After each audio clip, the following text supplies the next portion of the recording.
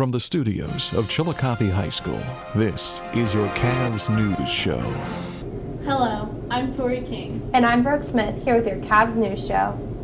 Chillicothe was hit with a ton of snow over the past couple of weeks, which resulted in our 8th Calamity Day. Because of that, we've had many postponed and rescheduled games. For an updated list, check out our website at ccsd.us. The postponing also affected us here in the studio, forcing us to keep pushing more and more news stories back to the next week. One story was Feed the Change concert that fellow CAVS news reporter Parker Tracy and I filmed. Last weekend, Orchard Hill and Voice of Hope United Church of Christ held an event called Feed the Change. Feed the Change is an organization that Orchard Hill Church has, and this was the 10th annual food drive, and they also collected money at this event. All food and money collected goes to Good Samaritan on Western Avenue. The two main people who organized this amazing event were Kim DeMint and Roy Butcher. Here's what they had to say about this event. Well, I think it started out that we just liked music and we liked to share that, and then we decided that we wanted to be connected to something, and we had always had a collection for the Good Sam, the local Good Sam, and one year we had our concert with just us here, and we said, oh, let's bring our food that day and we'll take it over to Good Sam. And so it sort of built from there. And then each year we had more food, more cash that we were able to give to Good Sam. And so now, I mean, for us, it's really about, yes, coming together for music because we love to sing, but we spend a whole season collecting cash, collecting change. That's why we call it Feed the Change, because we collect pocket change and food through the whole season in order to give it to Good Sam, and that's where it all goes to. So it's always successful because any food, any cash, any awareness that we can do for our local food bank and for spreading the word that we have hungry people in this community who go to bed hungry every night, any bit of awareness we can do, even if I only had one person come and hear us sing, at least that person would be here hearing that we have an event for food awareness. And any amount of money that we can collect and any food we can collect is a success. I mean, Mother Teresa said, if you can't feed the world, feed one person. And I feel like that's what we're doing here, as much as we can to our ability. It's gotten easier and easier each year. We start planning in the spring for the next year, setting up food dates, because for us, a big mission for both churches is feeding the hungry. Everything gets turned into Good Sam. Sometimes they come to the concert and accept the check.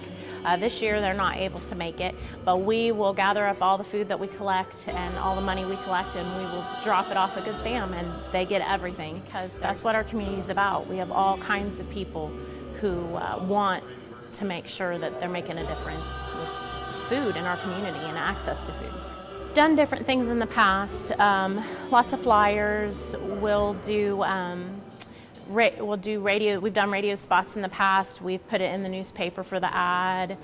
I think word of mouth gets out from the work that we do all year volunteering with Mid-Ohio to distribute food and donating to Good Sam all year, that sort of information gets out, that it's sort of almost become known that we have this now.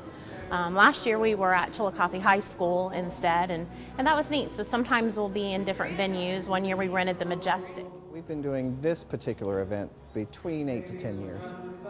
This event is about raising awareness of the hunger and the need for food by the homeless and just by the poor in our community.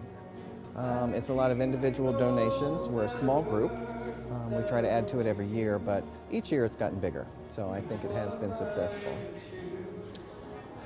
Awareness we try to talk about within our congregation. We ask people to talk about it in their personal lives as they're out in the community. And then again, we try and do what we can on websites and just word of mouth. All the performers are very passionate about this event, and many have been doing it for many years. Jeff Broadnow is the pastor of the church and has been doing this for 4 years. Here's what he had to say about the event. I actually sang a song called Healer, and my desire with Healer was to try to do a song from the perspective of those who would be receiving. Those would be receiving the food or receiving the money or the clothing at the Good Sam Network. Because, you know, I'm imagining some child for whom a bowl of cereal or a box of oatmeal or a container of oatmeal would feed something for them. Many people love this event and what it stands for. This is an amazing event that reaches so many people. Here's what some of the performers had to say about this wonderful event. Jerry and I have done Laurel and Hardy, going back probably 20 years. We've done it off and on, and Jerry invited me to participate with him and for us to do a little Laurel and Hardy skit today. Oh, well, yes, I did make some of that. But listen, oh, people sit there. I did make some. What did you see? I wasn't kidding. Well, as I mentioned, Laurel and Hardy with Jerry and I go back a ways, and we have come up with different skits over the years, and this one today, quite honestly, I have to say was Jerry's. He pretty much wrote the script and put it together. We rehearsed it a couple of days ago, but it's an ever-evolving thing. You never know with Jerry. To be quite honest, there were some things that we did and he said today that we'd never rehearsed before, so that's what makes it fun. Well, what do you suggest that I put it? This is a church. I'd rather not say. Well, I certainly hope that it helps to feed the homeless here in Ross County. Not necessarily the homeless, of course, but anyone who is a bit down on their luck or who needs assistance at this point in time. And I would certainly hope that beyond today even, people will continue to recognize that need here in Ross County, throughout Ohio, and really throughout the country. I was hoping that you would bring it up so that we could say it was from the both of us and we could share. I'd gladly pay you for my house. You have it. That's a very good idea. That'll be $100 for me. This event, this is our second time we've sung at this event, and we're excited about this. We're kind of outsiders that really support what's going on here because we have a lot of extended friends a part of this event. And so my wife and I travel full-time doing concerts in churches. And so we've connected with this church, serving them in that way. And then I think it was 2 or 3 years ago, the first time we sang here. We sang in their service in the morning, and then they invited us to hang around and be a part of this in the afternoon. And so this is only our second time, but we're excited to be here. This is I wished more people, and start with the churches, because we're all about caring for people and their needs. I wish more churches knew about this. Some of the cutbacks that are happening in our government that aid the funding for feeding people that really need it, and there's staggering numbers. Even in our public schools, how many school children go without food? Many. Way too high of a percentage of kids that really are in a level of hunger all weekend until they get to school and can have part of that program. So to answer the question, it's very needed, and I think we just all need to open our eyes to the answer is within us, and we need to share what we have. We've been blessed to have so much, and it's simple to bring canned items, some food together, some of our funds together to enrich an area that so needs it, and we need it not just in this area, in all of our major cities. Music really applies to this cause because music really is a universal language. It really brings people together. You think of people in all walks of life. They connect with music, and that's what I love about this event. There's a wide range of styles of music that really brings people together. So I think it's a very good and simple common ground to use music to bring people together. That's great. We're doing just like 2 or 3 songs today. and we're near the end, I think, but we picked a couple fun things that people could relate to. Kind of a Michael Bublé song that we changed the words to, so people can, kind of tap their foot to the beat and understand, be familiar to the melody.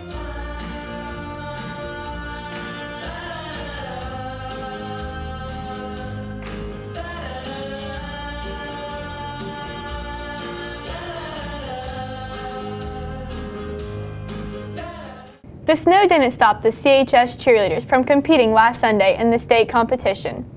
The cheerleaders brought home 4th place in the state and are ready to bring home 1st next year.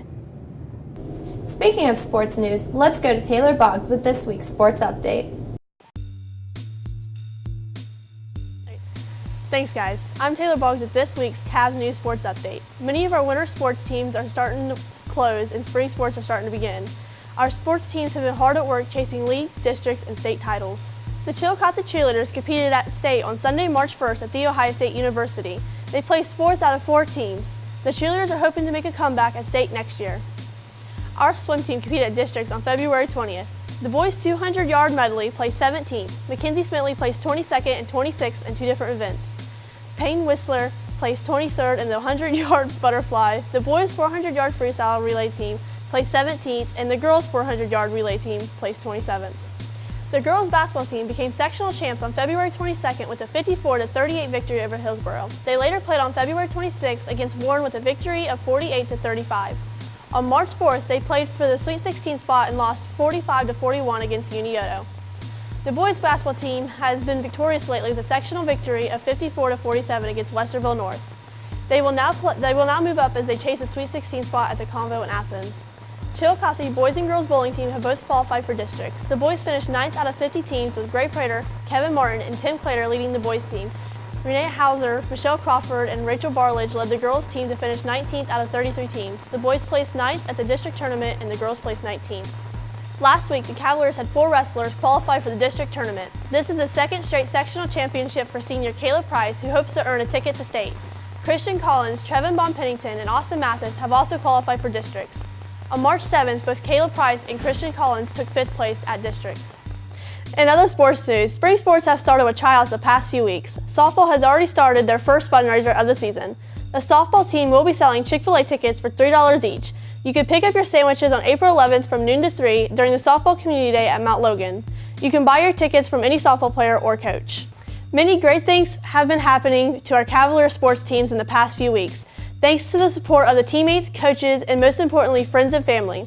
Being dedicated to a sport is hard work, but it isn't anything our Cavaliers can't handle. It's great to be a Cavalier. That's all for this week. Now back to Brooke and Tori in the studio. A lot of exciting things have been happening around CHS, so let's check out some different news with Culture Shock. How's it going, guys? This is Logan McCord with your Culture Shock Report, your local insight on movies, music, and popular trends. Let's get back into the swing of things with a recap of the award season. The Grammys were held on February 8th, and it was a really big show with a lot of great performances. The big awards of the night were Song of the Year, nabbed by Sam Smith for his song Stay With Me, the Lifetime Achievement Award given to the Bee Gees, and the Album of the Year given to singer-songwriter Beck for his album Morning Phase. In the next few weeks, there were some amazing nights of pageantry for cinema. Let's go to our movie expert Joseph Miles to see what happened. Joseph. Hi, hello, ladies and gentlemen. This is Joseph Miles, your Culture Shock cinema expert. Well, it's been a while since I've been on here. With a busy schedule, many snow days, and many technical issues, I haven't had any chance for making a return, but now I'm back. Today, I'm going to talk about the results of the BAFTA Film Awards and the Academy Awards. On February 8th this year, the 68th annual BAFTA Film Awards were held.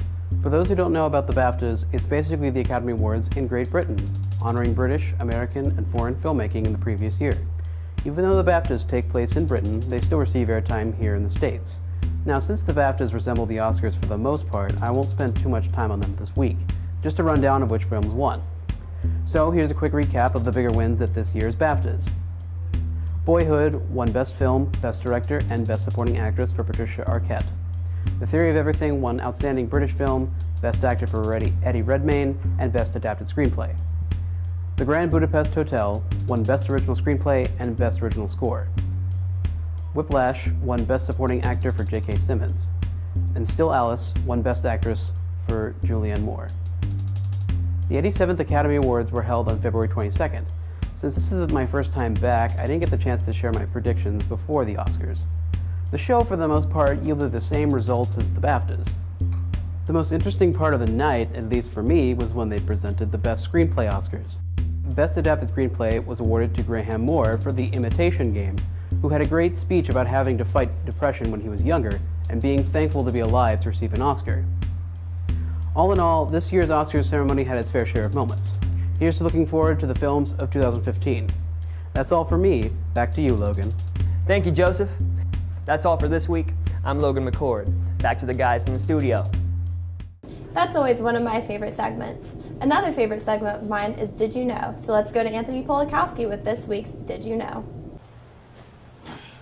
Wow. All right, guys, it's cold out here. So you know what? I'll meet you inside and we'll get to Did You Know?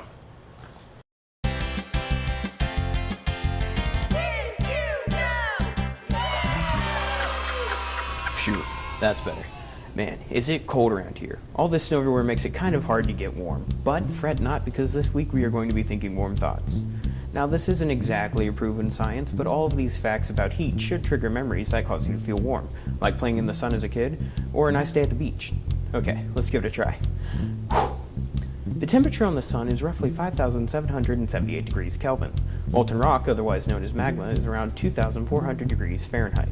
The world's highest recorded temperature was recorded at Furnace Creek, California on July 10, 1913, inside the present-day Death Valley National Park. The world's hottest pepper is the Carolina Reaper. Its highest recorded heat is 2,200,000 on the Scoville scale. Now, the Scoville scale is a scale on which a heat of a pepper is recorded. For example, the jalapeno at its hottest is at 10,000 on the Scoville scale. Wow, those last two kind of left a funny taste in my mouth. But how about we finish off with something a little less extreme? Did you know that the temperature in Alaska was 45 degrees the other week? Can you believe that? It was colder in Ohio than it was in Alaska. Well, that's all for this week. Let's go back to Tori and Brooke in the studio. Thanks, Anthony. Before I run out of time, the United Trinity Brotherhood is hosting a Waffle Day, Thursday, March 12th, located at the Trinity United Methodist Church, 8082 East Main Street. They will host a lunch that day between 11 a.m. to 2 p.m., and a dinner that night from 4 p.m. to 6:30 p.m. Adults will pay $7, youth 5 to 12 will pay $3, and 4 and under eat free. That's all for this week. I'm Tori King. And I'm Brooke Smith. Have a wonderful and safe week in Chillicothe.